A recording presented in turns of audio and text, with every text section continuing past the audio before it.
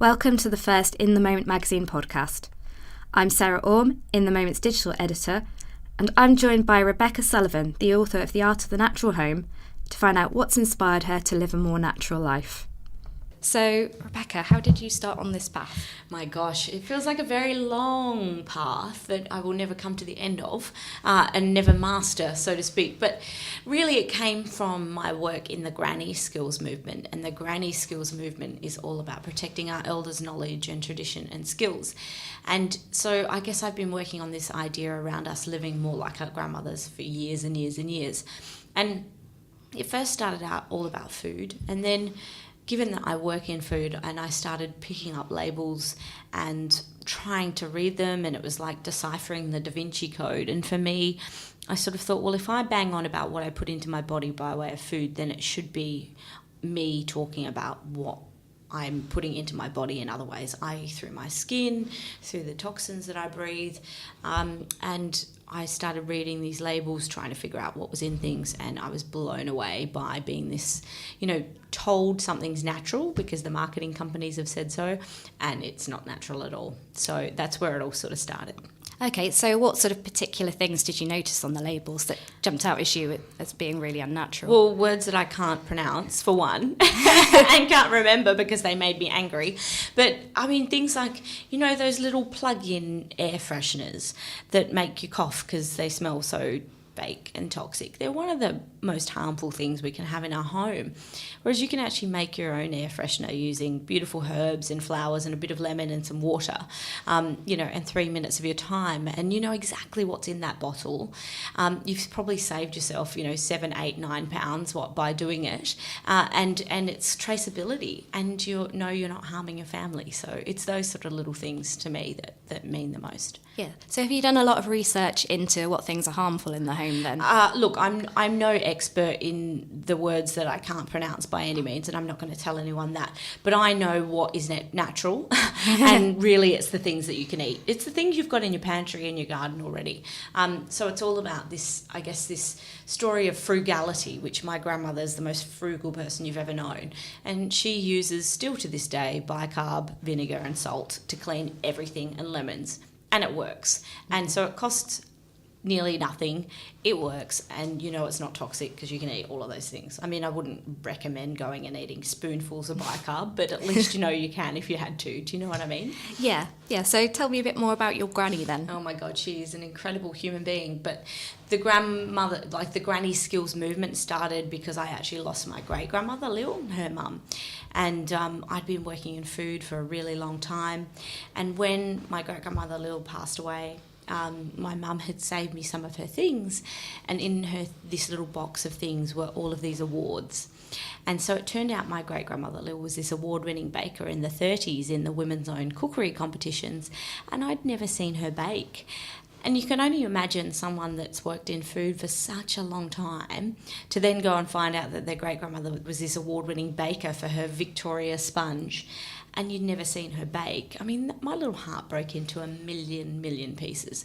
And that's where this Granny Skills idea came from, because I knew that I couldn't be possibly the only person that had regret in not spending time with their elders.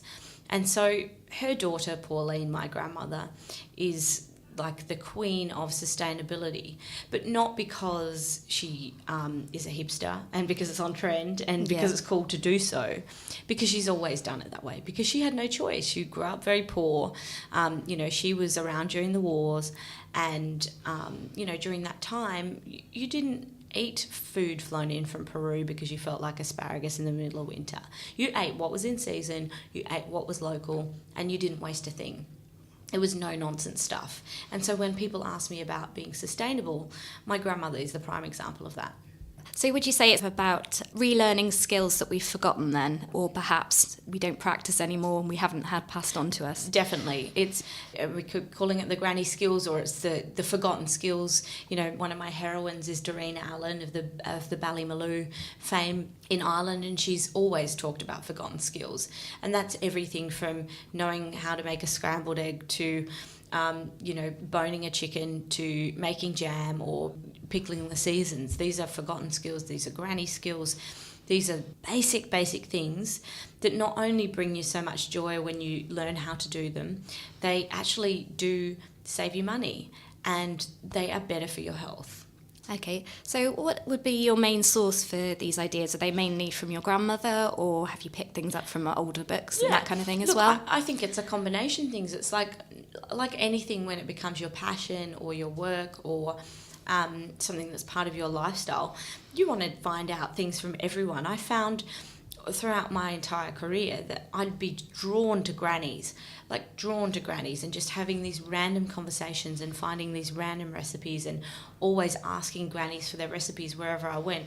And this was long before the granny skills concept was an idea. I think it's because I love granny food as well. It's comforting. It brings you so much joy, and it reminds me of my childhood, and it's nostalgic. And there's always a lot of butter, which I love butter. But, it's one of those things. So by mistake, I guess I've always been asking for tips and tricks. And I'm not really sure why or how it started, but it's always been that way. And now I guess it's part of my life. And I find that, cooking from scratch and all of those things that we would consider being a granny skill, fermenting, preserving, pickling, making your own, cleaning products. They're all simple things that we've forgotten how to do, but once upon a time everyone had to do it themselves. You couldn't buy a $30 body scrub in every shop, corner store. Not that my granny would have used a body scrub, but you know what I mean. Those same principles everyone used to know how to do them, and now, very sadly, very little people know how to do them.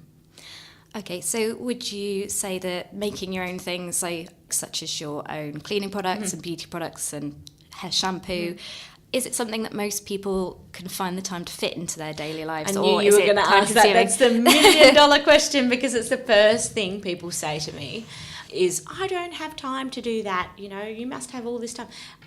I argue with anyone, and without sounding like I'm being nasty or picking on anyone, everyone has time to do this stuff. I argue that everyone's priorities are different now to what my grandmother's would have. My grandmother had, 3 jobs, 5 kids, and she still cooked from scratch because she didn't have a choice. Ready meals weren't affordable back then like they are today. She still made all these things. I'm talking about, it takes 20 seconds to make your own spray and wipe. It takes 30 seconds to make your own blusher that will cost you 60 pence. It's made of arrowroot powder, some raw cacao powder, and a little bit of pigment colour. You shake it in a jar and you've got a blusher that costs you 60p, not £30. You know exactly what's in it, and you smell like a chocolate bar. I mean, who doesn't want to smell like a chocolate bar? What's not to love about that? That's brilliant. You probably get your face licked on the street as well. I mean, it's a double bonus. Well, I don't know that that's a selling point. But for me, I just think our priorities have changed.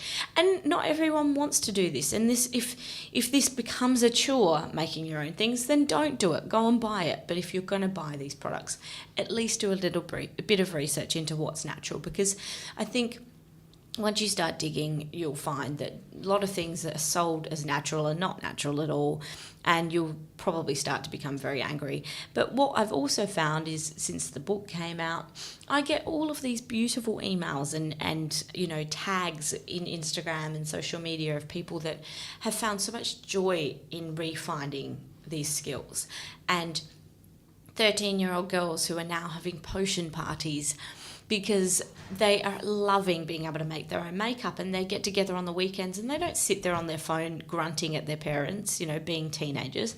They're sitting there making their own makeup from natural ingredients, from things from the pantry. And that to me just makes me so happy. I mean, that feels like I could retire right there, knowing that teenage girls are having potions parties and taking complete control over what's going into their body from a really young age. I mean, that to me is really empowering stuff.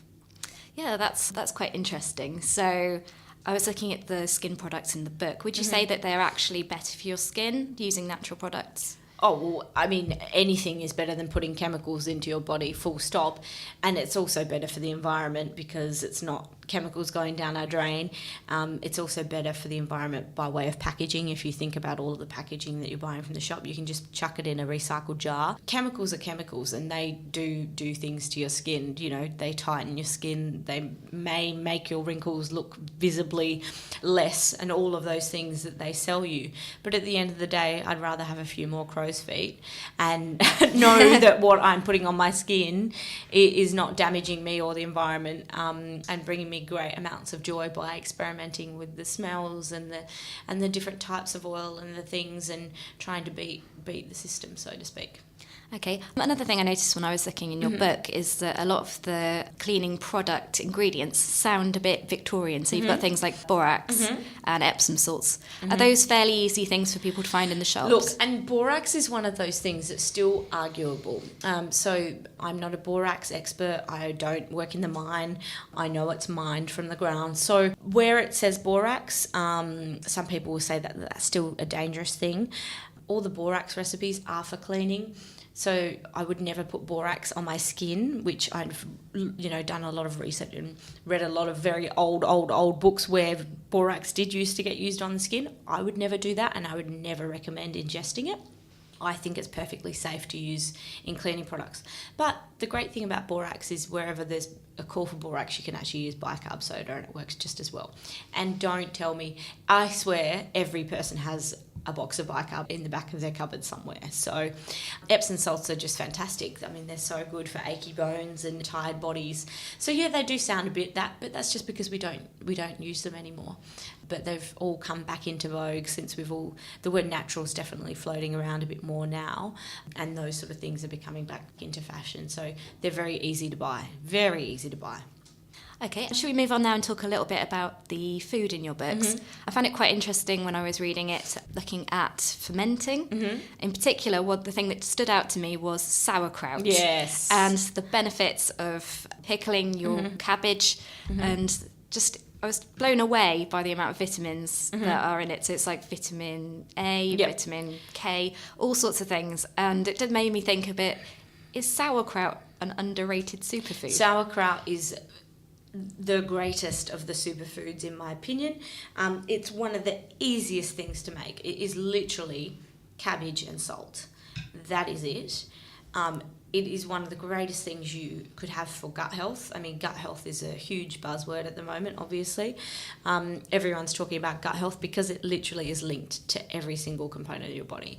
It's great for, so eating fermented foods are fantastic for, helping with moods, helping with any sort of flus, everything is connected to the gut.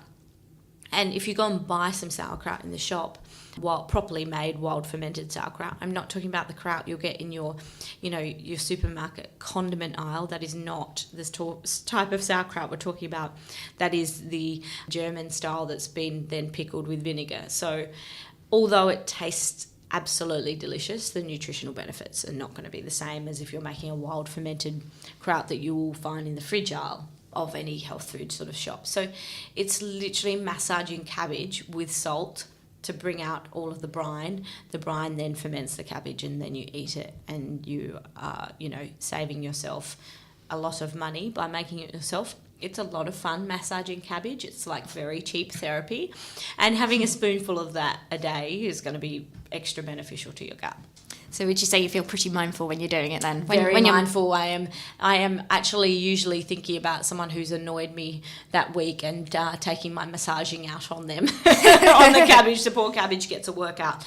But, that's what I mean. It's using something that's, a quarter of a cabbage that's left over from the week, and you go, well, what am I going to do with that? Well, I'm going to turn it into kraut, and all you need is a jar, and a little bit of labour, and there you've got it, and you've saved yourself a lot of money, and you're looking after your gut, and it tastes delicious. It becomes very addictive, the acid that you get from kraut, from real kraut, and then when you start experimenting with the spices and adding other vegetables to it, or chili, ginger and garlic, which will turn it into more of like a kimchi style ferment, and it's just delicious and so good for you. And it's an old skill. I mean, it's been around for thousands of years. Yeah, those Germans were really onto something. actually, when I was researching it, and we run fermentation classes in Australia, apparently it was Genghis Khan who brought kraut to Europe. Wow. Brought it over when, I don't know how it all works, but yeah, apparently it's back that far, and someone else will probably ring into the podcast or write in and say that's not true, but that's certainly something I read. Well, it sounds pretty convincing. I think that's one of those facts you want to store away for a pub quiz. Fun fact, yeah, exactly, pub quiz fact, absolutely. Exactly. So have you noticed more of a trend then towards pickling and fermenting? Oh God, yeah, absolutely. It's just one of those things, that everything comes in cycles, and there's always a new trend every week. But pickling and preserving seems to have stuck around. I mean, my first book, Like Grandma Used to Make, came out in 2013, and the pickling and preserving thing was just becoming a huge thing in Australia, and that's when I just moved back to Australia from the UK, because I did live here for 10 years, and it's still around, and in fact it seems to be getting stronger and stronger. Cool. I noticed another thing that comes up a lot in your book as well is using up food waste. Mm-hmm. So is that a big bugbear of yours? That is a huge bugbear of mine, and that comes from my grandmother. Her house is like old Mother Hubbard's cupboard. You rock up at her house with all of your friends because you go down to see Granny, and you think there's no way she's going to pull off a feast from this. There's nothing in the fridge. There's nothing in the cupboard. Next minute you sit down and you've got like this 3-course meal from nothing. And that is because that generation had to be very, very smart and resourceful with food. And once again, why I tell people, if they want to live sustainably, take a note from Granny, because they are fantastic when it comes to food waste. And in fact, one of my heroes, Michael Pollan, who's an American journalist in and around food and sustainability, along with Alice Waters, who was the founder of Slow Food USA, and owns this incredible restaurant in Berkeley called Chez Panisse. Their manifesto is all around, if your grandmother didn't recognise it as food, it's not real food, which to me is so true. Real food, no waste, no nonsense. It's not being stingy or scungy by reusing all of your food waste. It's called being smart and being sassy and being resourceful to me. When we were first trying to think of a title for this book, I wanted to call it Frugal, because that's my nan. She's frugal. But apparently there's a bit of a stigma around the word frugal in the UK. It sort of means, oh, you're a bit of a Scrooge. But to me, it's the smartest word in the planet, being frugal. It's long-term sustainability, and the only way we can do that is by reducing food waste. I mean, it's insane how much food goes to waste in both my country and the UK. It's horrendous. Yes, I was just going to sort of say, I think one of the things that I noticed in the book that's really helpful is your section about freezing, like things like leftover soup and that kind of thing. And you've got almost like a ready-made stock there, ready for the next thing you make. And I just think that's a brilliant way. Just use up those last bits. Definitely. Because you always have that bit that's left in the pan. And there's always the bit. What do I do with that bit? It seems wasteful to throw it away, but it's great to have a way to use it. Even that bit of coffee, you have 1 cup and you're already jittering for some reason that morning, and you've got that 1 extra cup of filter coffee. You put it in ice cubes, chuck it in the freezer. Next sunny day put those ice cubes in a glass, top it up with some beautiful whole milk, and you've got yourself an iced coffee, with a little bit of maple syrup or something, or a scoop of ice cream if you're feeling like treating yourself, or, you've got those extra punnet of strawberries that you brought because it was a 2-for-1 in the supermarket, and you've got suckered into it even though you're not going to be able to use them. Blitz them up with some of those leftover herbs you've got in there, put them in the ice cube tray, and chuck them in some sparkling water, and it's gorgeous for you, when guests come over and you're not drinking alcohol, if that ever happens. and same with herbs. You can actually put herbs into ice cube trays, top it up with olive oil. Next time you go to cook some veggies or a piece of meat, pop out one of those cubes and you've got some herby olive oil. It's just thinking before you just instantly throw something in the garbage. And most of us do it. We live in this culture where food is actually too cheap, way too cheap, when you think about the energy and the resources that go into making food, and we've just grown into this habit, and we've got to break the habit of just chucking things out and not opening the carton of milk to smell it. Using our granny skills, using our gut. Our gut instinct would have always smelt the meat before throwing it out, not just looked at a use-by date and dumped it in the bin before opening it. They're the prime examples of granny skills to me. Prodding a chicken, and if the juices run clear, then you know it's cooked, not getting some old thermometer out and measuring it for exact temperature. We just seem to have lost our way a little bit. And, I am not perfect by any means, and I fall into these traps all the time. But then I think of my granny and her granny skills, and I go, you know what, I can actually use that and don't throw it out after all. So do you think researching these books has made you more creative in your approach to waste? Definitely. I think committing to a cause, i.e. going, all right, well, I'm going to put my money where my mouth is and live this granny skills stuff. And like I said, I'm not perfect. Sometimes you don't. Sometimes you do buy something from the shop because you don't have time. But I certainly feel like, really creative. Some of the things I come up with, my poor boyfriend as my guinea pig, some of the things I come up with end up being so delicious. I go, why didn't I think of that before? I remember back growing up, because I grew up in a rural country town. My one of my friends, Tammy McCardle, growing up, her mum used to make the best chocolate cake I'd ever had, and she used to put a cup of mashed potato in it. What? Yes, I know, that sounds completely ridiculous. It's delicious. Putting a cup of mashed potato, you've always got to, that you always think you're going to eat more mash than you do, and there's always a cup left over. Chuck it in the fridge, make yourself a chocolate cake and put a cup of mashed potato in it. Delicious. It keeps it super moist. I know, it sounds very weird, but it's very true. Okay, so what other strange tips have you come up with lately? Oh gosh, strange tips, my goodness. Well, I mean, I just put things in everything. In beetroot in my chocolate cakes, carrot in my chocolate. Baking is very easy to use up leftovers. Making muffins and stuff like that. That last little bit of zucchini you've got in your fridge, grating that in there. But definitely, I use all my coffee grinds for everything. I put it in my vases to extend the shelf life on my flowers. I make a body scrub just by putting a couple tablespoons of... So when you've got the leftover filter coffee, you just put it in a container and dry it out a little bit. Mix it with some raw cocoa powder and some sort of raw sugar. A bit of coconut oil, mix that up, makes the best body scrub ever. It's super exfoliating. Coffee grinds are great for cellulite and stimulating your blood. So they're a great start to the morning, and plus the coffee in the shower wakes you up, the coffee smell as well. It's just about giving yourself that extra minute to think about it before you just instantly react. I think there's nothing that you can't use, I don't believe. Nothing at all. Wow. So do you find that you don't really throw stuff away then? No, and my boyfriend hates it. He's like, how many things in here are left over from this week? I'm like, don't worry, we'll figure it out. Making a frittata or make an omelette, or I throw all the leftover roast veggies through some quinoa and it makes a beautiful salad, and he has to take it to school. Or, my favourite day is Sunday because we always tend to have a roast chook.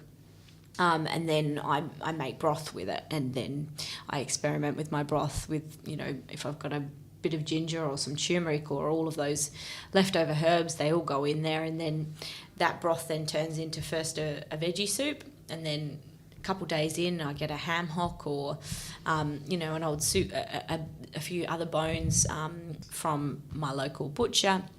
And then chuck them in there, and then that turns into pea and ham soup. Just think before you throw it out. I'm sure just by having a Google these days, have a Google search and you'll be able to find 1,000,001 uses for anything at all.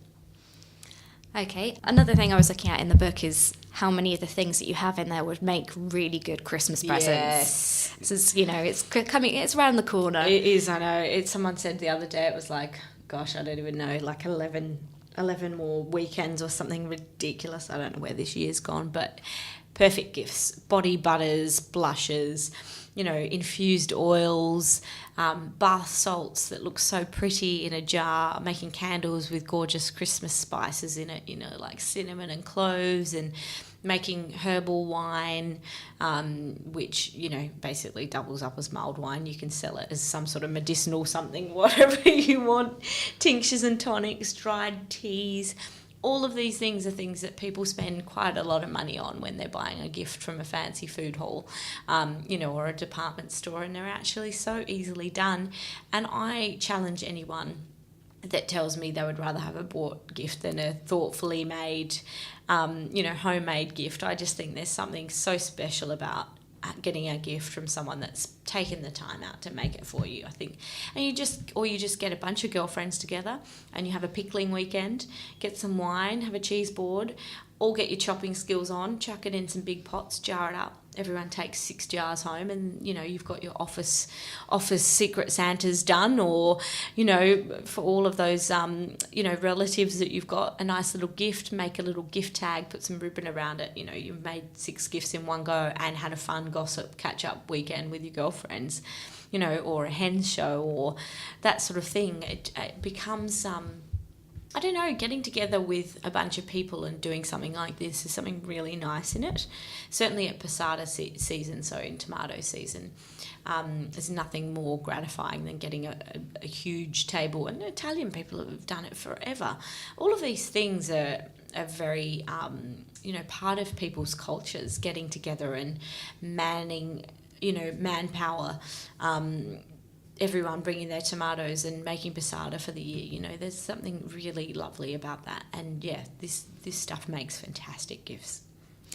Yeah, this reminds me, actually, I was reading a book called The Little Book of Hygge, which is about, have you known much about Hygge? No. It's basically the Danish term for coziness. Hygge, so Sydney's I'm book. saying it wrong. No, I'm not. I'm saying it Australian wise. Yeah, that's Hygge. I met her actually at River Cottage Spring Fair. We were both doing some workshops down there, and she was telling me all about it. And I think it's so lovely, and it is exactly that. Absolutely, it's a really good comparison. When we were having a beautiful chat about what I'm doing and what she was writing about, and they're so similar, such similar philosophies as well.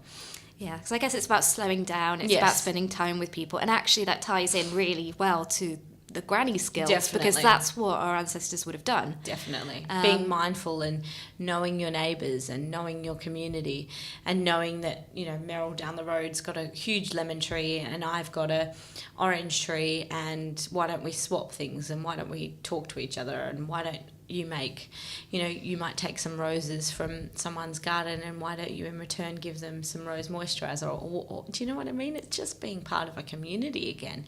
And that's, I know so many people that don't know their neighbours, and that breaks my heart a little bit, because growing up in a country town, everyone knows everyone, but even these days in country towns, people sort of move in and don't even bother to knock on the next door neighbours and borrow a cup of sugar, so to speak. And I think all of these principles force us to just stop and breathe and be in the moment, and just chill.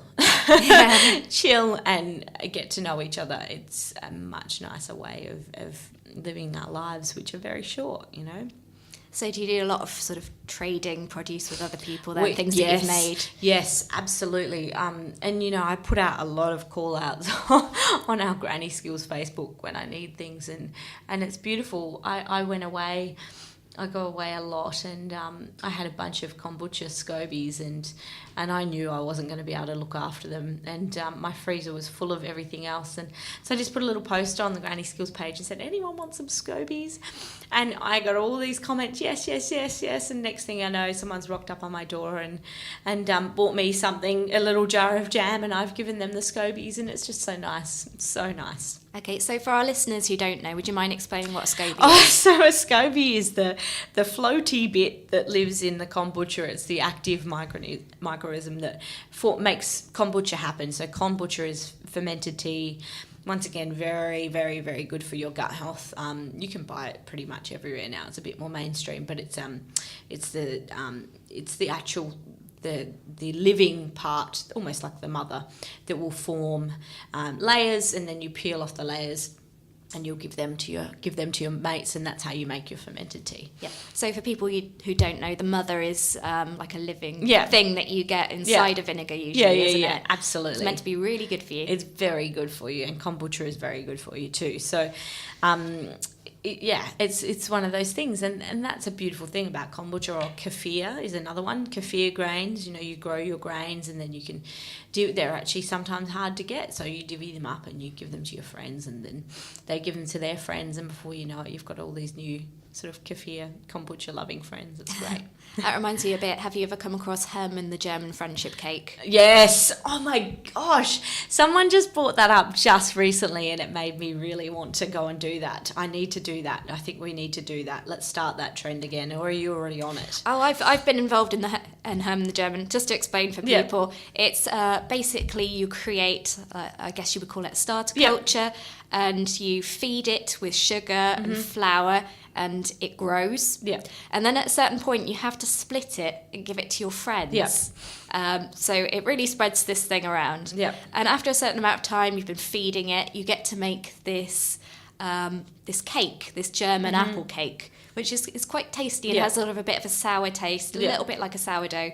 But these things seem to do the rounds every few years. Yeah. You'll come across Herman the German friendship cake. It's brilliant, absolutely brilliant. And it's the same thing with, sourdough bread. A lot of people share their sourdough starters. Some people won't because they're quite protective of it if they've got a really good one. But it's the same sort of thing. It causes conversation, and conversation leads to friendship, and friendship leads to community, and community leads to people that care about, their general world around them. And so I think there's something in bringing back the way our grannies used to live, for sure. Although it is a little bit like keeping a pet, isn't it? Yeah, that one is definitely, if you've got to look after, and same with your kombucha. I mean, you've got to babysit it, you've got to feed it, or it will die. Same with your sauerkraut. You've got to burp your kraut for the first week. You've got to burp your sauerkraut. If you're making it in a jar and not in a crock, for the first day, for the first 7 days, on day 3, 5, and 7, you have to burp it to let the CO2 out without letting the oxygen in, and it makes a little noise. And so we call it burping our babies. So you've got to babysit it for the first week. What will happen if you don't burp it? It's not going to explode, is it? It probably won't explode, but it will leak everywhere. Yeah. Oh, yeah. You definitely don't want that. No, so you do have to babysit it. Yeah. Or give it to someone to babysit for you. Another thing I like about your book is that you've thought about space saving as well. So you've got little mini herb pots that people can grow themselves, because not everybody's got a garden. Yeah. So do you have any tips for people who don't have a lot of space for growing their own stuff? Think about the herbs that you use the most and the ones that cost you the most when you buy them from the supermarket, and companion plant them in an old pot. Another gorgeous gift actually is the cocktail garden recipe, and you can either give it with the bottle of gin or drink the bottle of gin yourself. But think about the herbs that you use in a cocktail, like rosemary and sage and mint and thyme and lavender. Plant them in an old pot all together, and with a bottle of gin as a gift for a friend. That's a gorgeous idea. And if you've got a cocktail garden on your balcony, or if you're lucky enough to have a garden, I know that's not the case for everyone in big cities. It just means that you're not constantly nipping out for a £2 packet of herbs and then wasting half of them if you've got them growing in a balcony. And it is extremely easy to grow even the smallest amount of food, even if it's just a basil plant.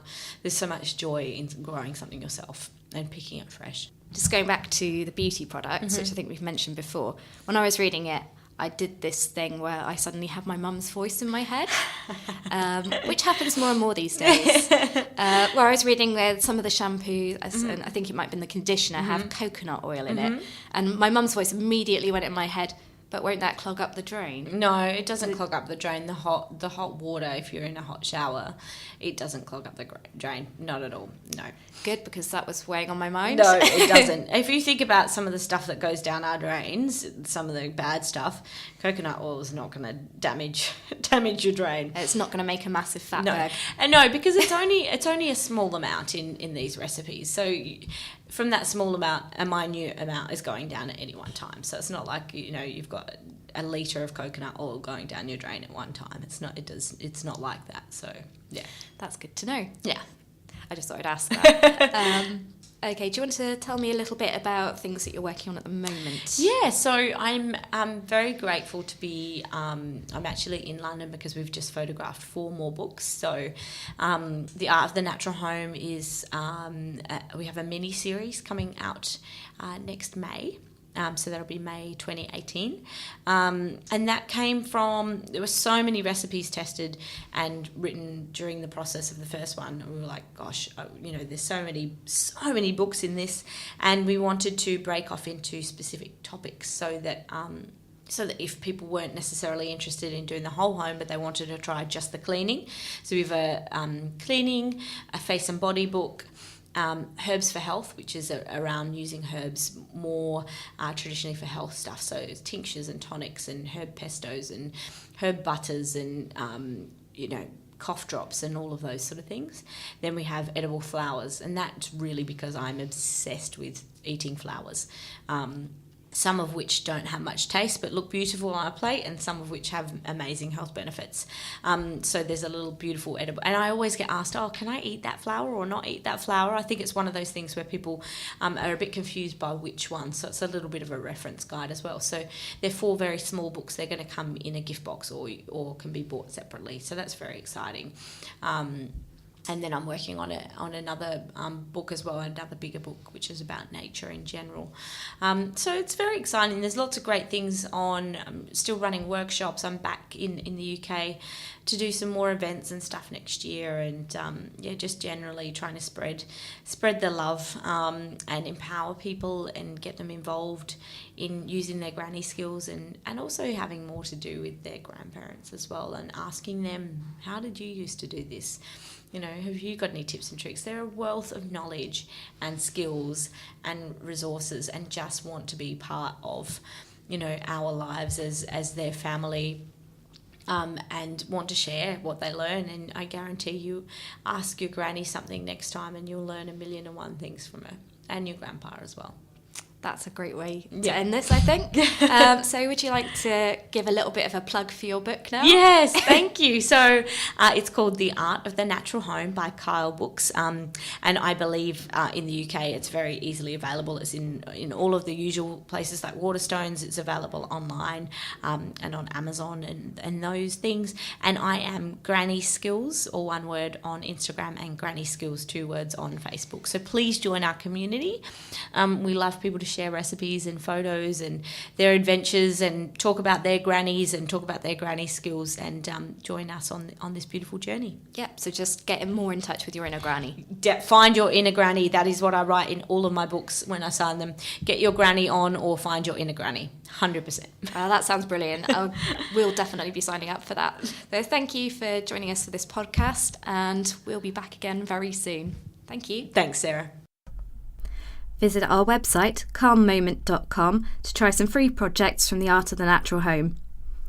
If you've enjoyed this podcast, please get in touch with us on Facebook, Twitter and Instagram @InTheMomentMagazine, or email us at calmmoments@immediate.co.uk.